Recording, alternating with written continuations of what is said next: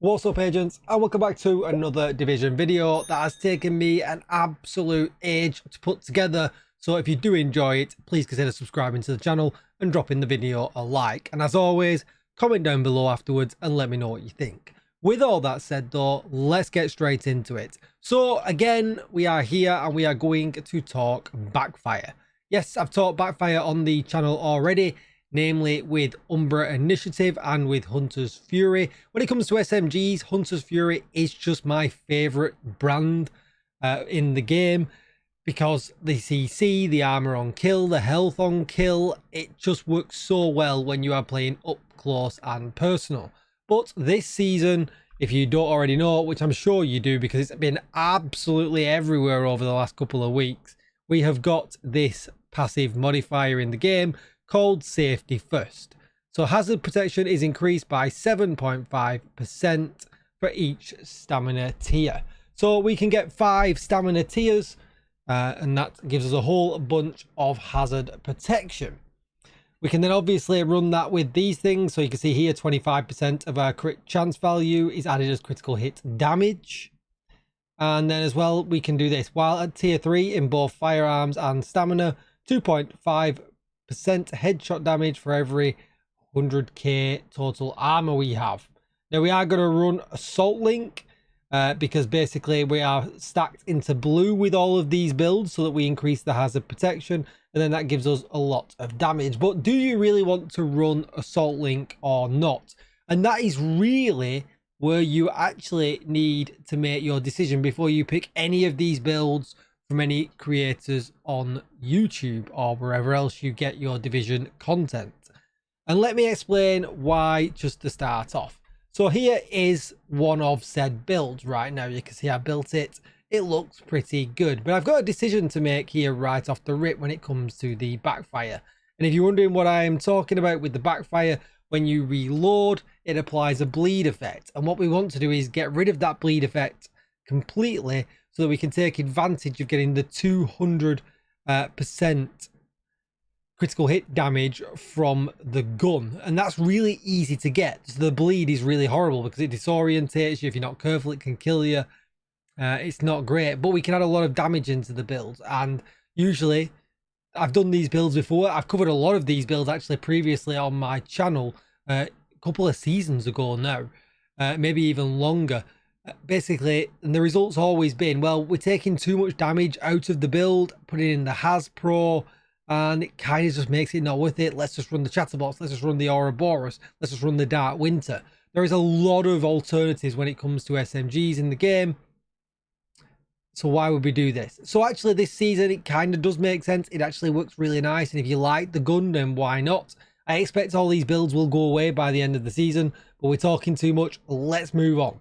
Right, so the decision you've got is that you have to be 96.5% resistant to bleed for it to actually work. Sorry, 92.5 or 93.5. I can't remember exactly. But to be resistant from all resistances, it's 96.5, right? So that's really where we want to get to. If we're going to put so much Hasbro in the build, we're not going to just think about the bleed. We're going to think about all resistances. I did that with my Hunter's Fury build because it was easy to make. If you go in for all resistances, it's a little bit harder to make, especially with strikers. We can't craft the chest piece, we can't craft the holster for some reason, so you got to farm these in countdown and get them to drop with Hasbro on them so that you can change the core attribute to blue. Think about that as well when you're putting these builds together. Right, so what we're going to think about is, do we want to be completely resistant off the rip, or do we want to use that extra attribute for a little bit extra critical hit damage? And let me show you what I mean. So if we go into the stats here, you can see at the moment I have got 90% Hasbro. But I know that when I come out of here, you can see I'm only tier 4 with these seasonal modifiers. So after 3 kills of an enemy that has a blue symbol above their head, I will be at tier 5, which will add 7.5% hazard protection to my build, making me completely immune from absolutely everything, which means I don't have to roll an extra critical, an extra Hasbro into the build. So for instance, on the Hollow Man, you can see I've got an extra 12% critical hit damage. For science, if I roll this to hazard protection and put in the extra 10, it's going to happen exactly what you think. I'm going to go into the stats and you're going to see I'm now 100% hazard protection free. Hazards do not affect me. But what's the point? Well, there isn't anything really, because what I think, to me, it's probably worth not doing this. And let me tell you why. So if you want to use the, let's get into it here. If you want to use the active modifier, then do this. Roll yourself to 100%, because that means then you're going to get the extra damage from from Assault Link all of the time. You can use it every minute for 25 seconds, so the uptime is pretty good. You're not going to have full max stats on that, probably. The enemies don't appear that much, but it does give you the option to use it constantly every minute if you really, really wanted to, and not have to worry about the bleed coming back all of the time. Now, if you do not want to use that, and you just want to stack all of the attributes up, all the yellows, all the blue, all the yellows, and just keep them bonuses and never use the actual active modifier, then what it's well worth doing, it's just rolling that off for extra critical hit damage that is always on. So that's what you've got to think about, right? So now at the moment in time, I'll build all of these up here to 555 to absolutely max. Get all of the bonuses that are applied, which we see these bonuses here. I'm going to go into this. So we get 10% extra crit chance. We get a bunch of armor regen, which was what makes this build really good anyway as well. And we get, every time a skill is used, your other skill's cooldown is reduced. Shields do not trigger this. At tier 5, all skill cooldowns are reset. So electronics doesn't really matter too much, because chances are you might be using a shield or you might be using a pulse, who knows. But the stamina and firearms bonuses are always on. And it does mean then you can actually build your build to 50% crit chance instead, meaning you know you'll still get to the cap. Now, you could build it to 60 and go to the cap and go to 70 as well if you really wanted to. But that, again, is up to you. And with a build that we are squeezing so much Hasbro in, for me, I just made the choice to go to 50 and then let the global modifier build it up to 60. And the same with the hazard protection. 90 is fine. The bleed is minimal. And if you didn't know already, once you max the stacks out on this gun, we did some testing in the range on stream the other day, the bleed becomes very inconsistent. If you've maxed the stacks once, within that time, it just doesn't seem to give you any bleed anyway. It's very inconsistent. It doesn't say that on the gun, whether it's meant to do that or not, I do not know.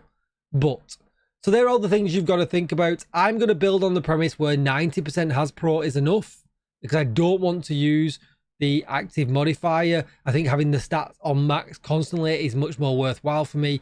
An extra 12% critical hit damage, again, much more worthwhile for me than having to put that modifier on all the time. But you've got to make that decision on how you want to play it. I don't see a lot of that information floating around, a lot of misunderstanding about how these modifiers actually work.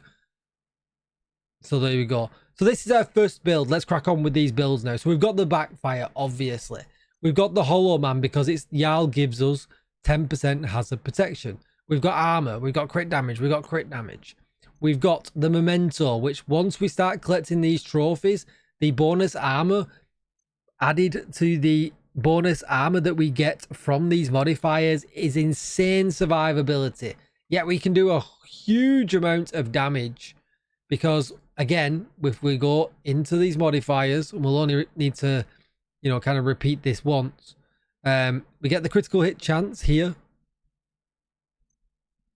but we get 200% critical hit damage extra from that, which is going to be added to this, putting us at 308 critical hit damage, which is, you know, a huge amount. And then we've got, you know, all the other stuff that we get from Memento as well, just adding in there as well for survivability. We get a little bit of extra damage in there as well, a little bit extra added to the electronic side of things as well. So yeah, huge thing to think about. We've got armor on kill coming from Gunner and rate of fire coming from Gunner as well. You could put firewall shield in. I really don't see that it's worth it at all, to be honest. Having the You know, the armor on kill is nice because that's armor on kill. It's not bonus armor like some of the other bonuses are. So it just makes more sense to me. And then we've got strikers with Hasbro on. Knees with Hasbro on. The holster with Hasbro on. And then the chest with Hasbro on. Again, like I said previously, you've got to farm these two and perhaps countdown, get them to drop with Hasbro on, and then change the core to armor.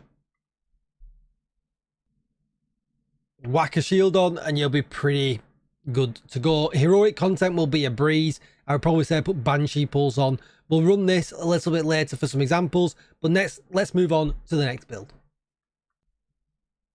Alright, so this is the next build that we have here. This one's particularly difficult to put together and it's not perfect even for me. I would like my chest piece to be critical hit damage and not critical hit chance, but it is what it is. As you can see here, it's got Obliterate rolled on it. We get the Hasbro again from the Jarl piece. We've got Hasbro on here as well. Now I could change this to critical hit damage, so let's just take a look at that right here. You can see we have got 100% Hasbro, exactly the same as what we talked about previously. So for me, I would roll this to Hasbro, and then the Jarl piece is crit chance, crit damage with Obliterate, which is a bit of a unicorn to try and get. I am not going to lie.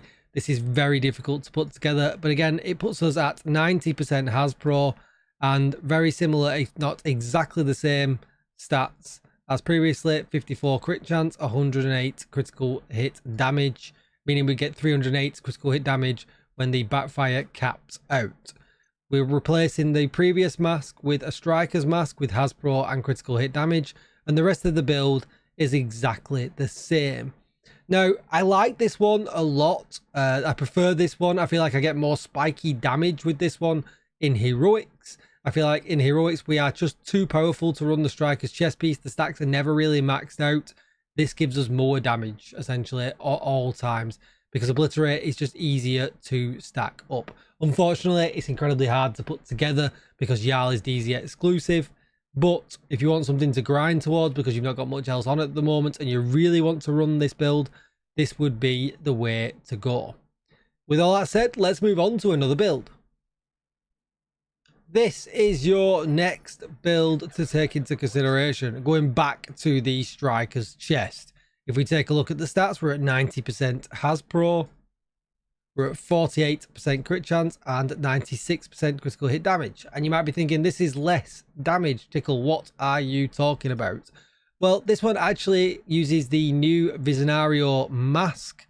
It comes with 30% swap speed, which we don't really care about, but it does add 50% optimal range, which if you're playing Legendary, this is something to consider because this will add a lot of range to the actual build, meaning that you can shoot targets further away and not suffer from any drop-off.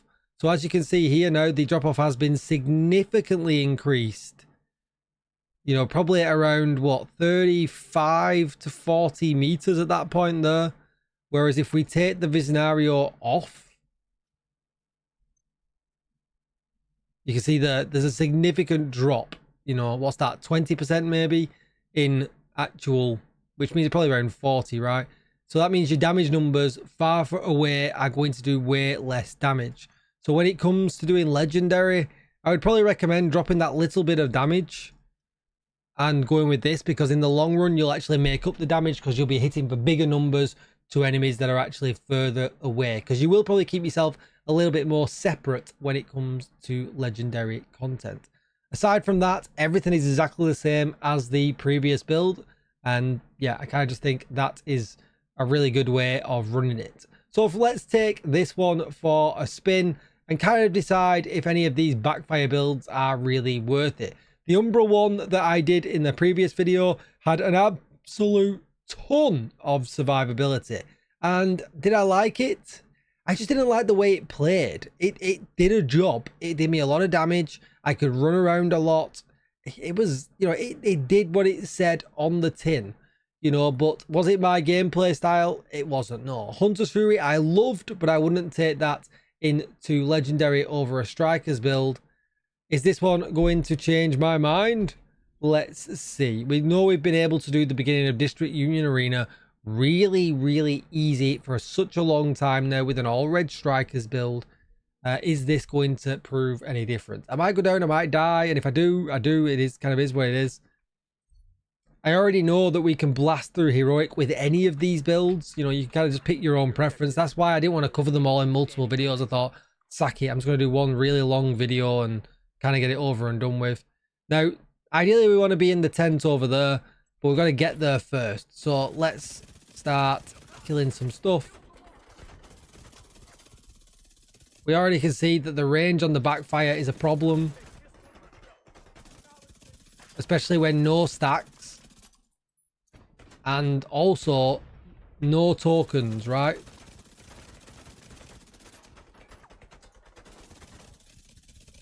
Now, what would it be easy for me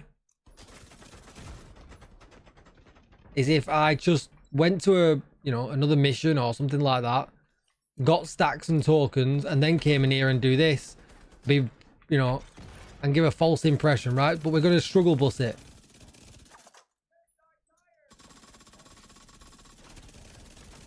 We are still bleeding. We're beginning to see damage ramp up because of the striker's chest, which is nice. Not gonna lie, a little bit worried about ammo.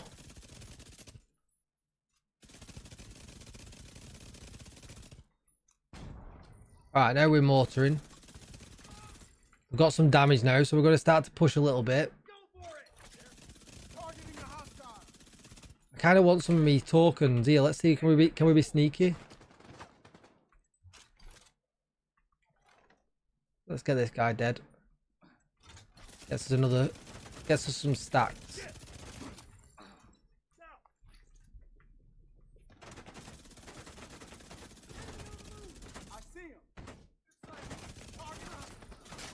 Alright, this is not... That's so much for the shield.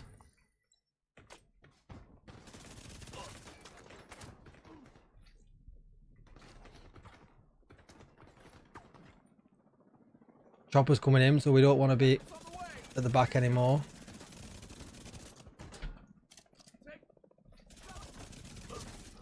Well, we still didn't quite make the max build for bleed.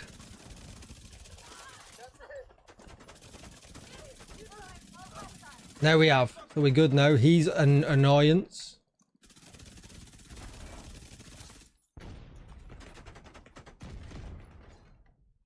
So we're going to test their survivability a little bit. We are going to run out.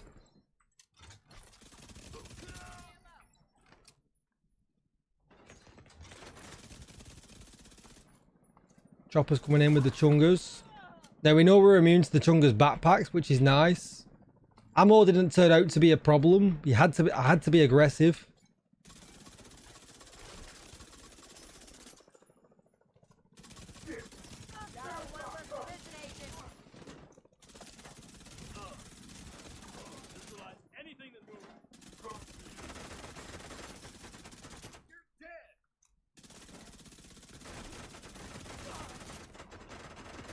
Blue and yellow is maxed.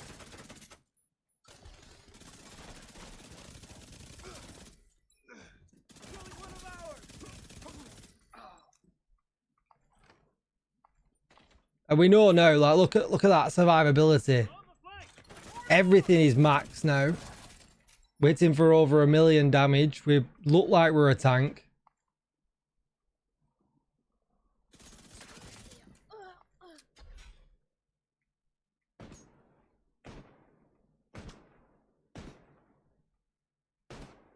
Yeah, I mean, that's a lot of survivability right there. To let that guy hit us that many times in Legendary as a sniper nonetheless.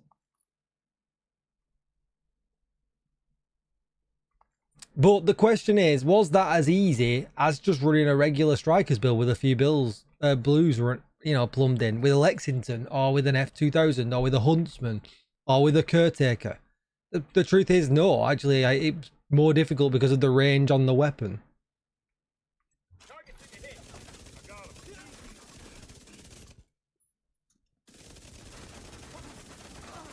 Now, usually I wouldn't play this close.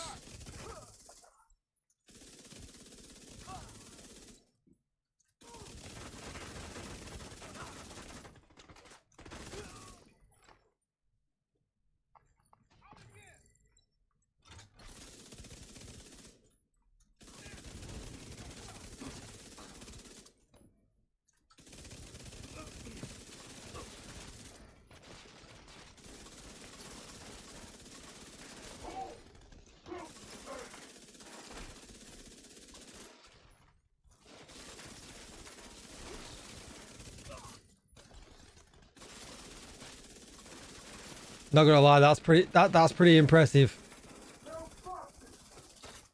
Shield's gone though.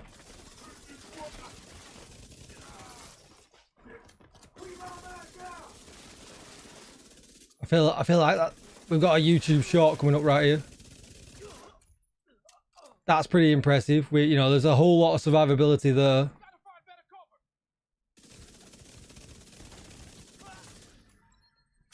And there we go. I feel like it kind of does prove a point. You know, the 3 chungers there, we stood and face tanked it all.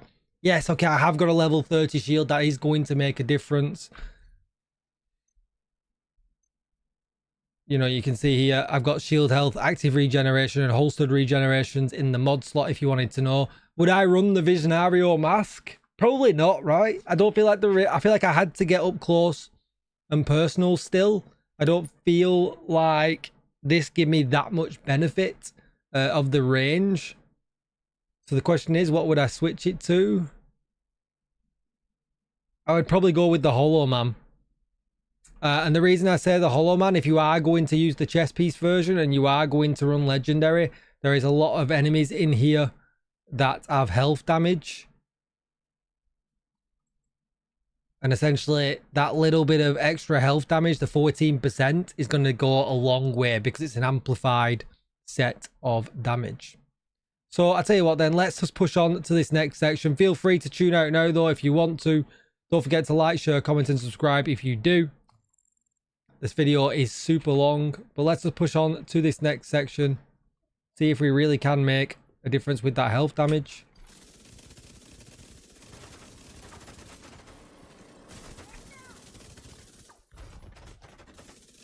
Sneaky red barb.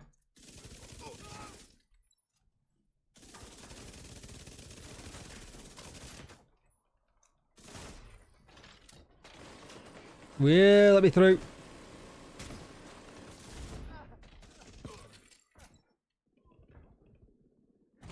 Whoa, see that hurt. So this is the problem now, right? See, we are down on collecting tokens. Ow. But we are resistant, it doesn't matter. If you're an idiot like me. Now, usually I'd stay back here. I am going to see if this build allows us to push. That's already hurting a little bit, but let's just see. No, we lost the shield. Ah, it doesn't allow us to push that much. Token.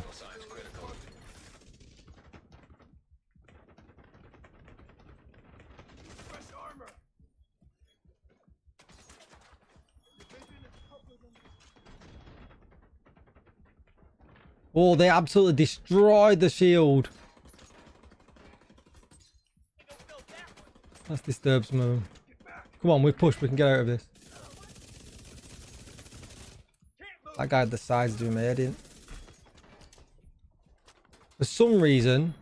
Oh, because we went down, we lost our Hasbro because we went down. Yeah, so you can't push super hard. You do have to be, you know, a little bit sit back for it to actually work. Is it a good build? Yeah, I mean, you saw it did the job. You just can't push incredibly hard in Legendary like you can with some other builds. But yeah, that is it. I just thought I'd kind of round all these off in one long video rather than do 10 videos. Don't forget to like, share, comment and subscribe. Thanks for watching, agents. As always, if you stuck around, you're a legend. Don't forget to like the video and comment down below and let me know what you think. And I will see you in the next one. Bye-bye.